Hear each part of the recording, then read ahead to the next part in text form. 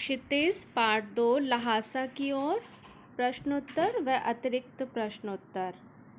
पाठ्यपुस्तक से आपका पहला प्रश्न है, थोंगला के पहले के आखिरी गांव पहुंचने पर भिखमंगे के वेश में होने के बावजूद लेखक को ठहरने के लिए उचित स्थान मिला, जबकि दूसरी यात्रा के समय भद्र वेश में भी उन्हें उचित स्थान नहीं दिला सका। क्यों?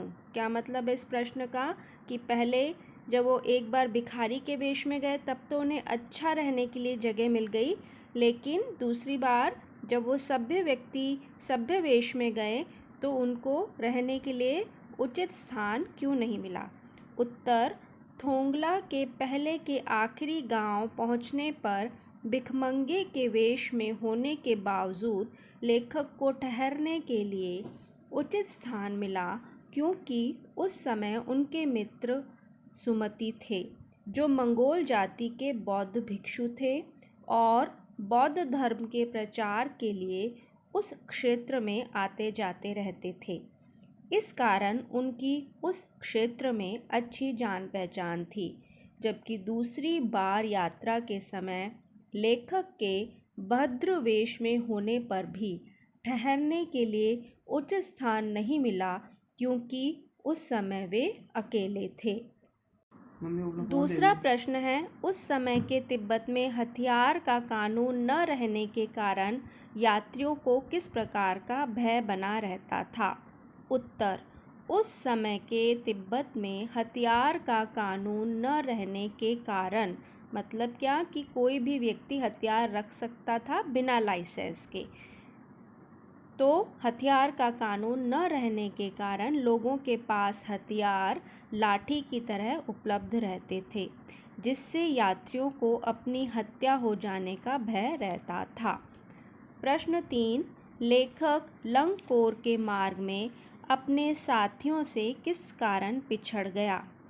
उत्तर, लेखक का अपने साथियों से पिछड़ने का कारण उनके घोड़े का सुस्त होना था।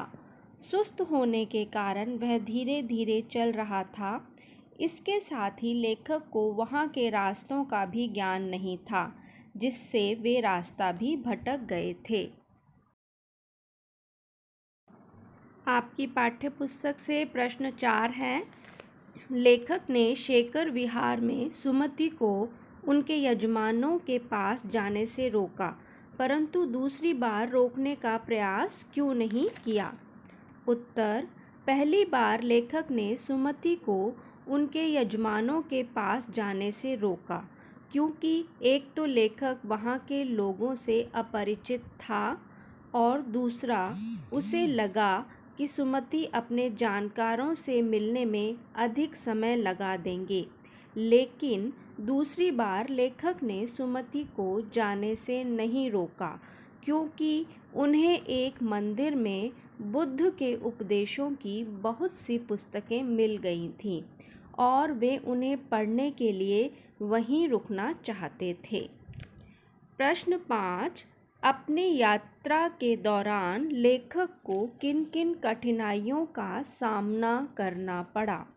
उत्तर, अपनी यात्रा के दौरान लेखक को तिब्बत के विपरीत मौसम का सामना करना पड़ा, क्योंकि जहाँ चढ़ाई के समय सामने से तीखी धूप पड़ रही थी, वहीं पीछे से बर्फीली ठंड ने उन्हें बेचैन कर दिया।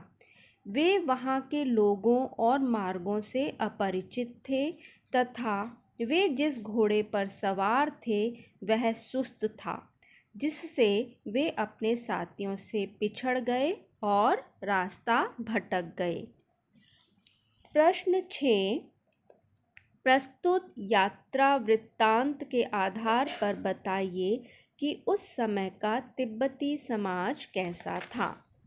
उत्तर, इस यात्रा वृत्तांत के आधार पर हम कह सकते हैं कि उस समय का तिब्बती समाज सभ्य तथा कृषि प्रधान था। कृषि प्रधान था मतलब लोगों की जीविका का साधन या कमाई का जरिया क्या था? खेती। तिब्बती समाज में छुआछूत और जात पात के आधार पर कोई भेदभाव नहीं था। छुआछूत मतलब छूत अछूत और छोटी या ऊंची जाति के आधार पर भेदभाव करना, फर्क करना। वहाँ की औरतें पर्दा नहीं करती थीं। वहाँ अतिथि सत्कार को महत्व दिया जाता था। वे लोग पुरोहितों के प्रति श्रद्धा भाव रखते थे तथा बौद्ध धर्म को मानने वाले थे। प्रश्न 7। सुमति के यजमान और अन्य परिचित लोग लगभग हर गांव में मिले। इस आधार पर सुमति के व्यक्तित्व की विशेषताएं लिखिए। उत्तर: सुमति के परिचित लोग हर गांव में मिले। इस आधार पर सुमति के व्यक्तित्व की निम्नलिखित विशेषताएं सामने आती हैं। नंबर 1, सुमति एक मिलनसार और व्यवहार कुशल सज्जन पुरुष है। मिलनसार मतलब सबसे मिलने जुलने वाला। दूसरे नंबर पर है, एक पुरोहित होने के कारण उसे समाज में सम्मान प्राप्त है। नंबर 3, सुमति दूसरों की भावनाओं को समझता है और उनके दुख दर्द को दूर करने के लिए तावीज़ बनाकर देता है। इस पाठ के कुछ मुख्य अतिरिक्त प्रश्नोत्तर इस प्रकार हैं। प्रश्न 1, तिब्बत की कानून व्यवस्था पर प्रकाश डालिए।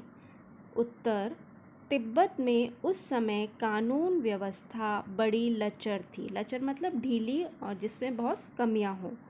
वहाँ हथियार रखने के संबंध में कोई कानून नहीं था। इस कारण लगभग सभी के पास पिस्तौलें और बंदूकें थीं। पुलिस तथा खुफिया विभाग भी कमज़ोर थे। निर्जन स्थानों में किसी की हत्या या लूटपाट आम बात थी और ऐसी घटनाओं पर पुलिस तथा खुफिया अधिकारी ध्यान नहीं देते थे। प्रश्न 2, डांडे तिब्बत में सबसे खतरनाक जगह क्यों है? उत्तर: तिब्बत में पहाड़ी घाटियों में स्थित नदियों और पहाड़ों के खतरनाक मोड़ को डांडे कहा जाता है। यह स्थान अत्यंत निर्जन होते हैं। इस कारण यह डाकुओं के रहने के लिए उचित स्थान बन गए हैं, जिससे यहाँ लूटपाट और हत्या का भय निरंतर बना रहता है। प्रश्न 3, कंजूर क्या है?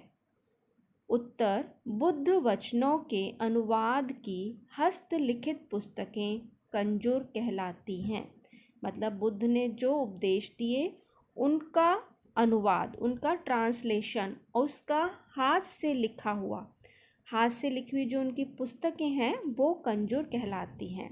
और हमने इनके बारे में पढ़ा था कि लेखक को वो तकरीबन 103 पोथियाँ या पुस्तकें मिली थी जो 15 शेर की थी। और एक शेर का मतलब जो 1 किलोग्राम से कुछ कम, मतलब 700 या 750 ग्राम। प्रश्न 4 है, नेपाल से होकर तिब्बत जाने वाले मार्ग पर जगह जगह चौकियां तथा किले क्यों बने थे?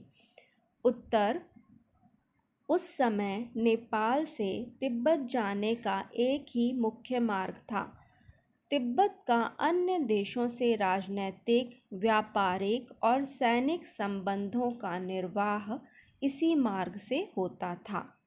इसलिए सुरक्षा के दृष्टिकोण से तत्कालीन सरकार ने जगह जगह फौजी चौकियां तथा किले बना रखे थे। तत्कालीन का मतलब उस समय की जो समय उस वक्त था उस समय की।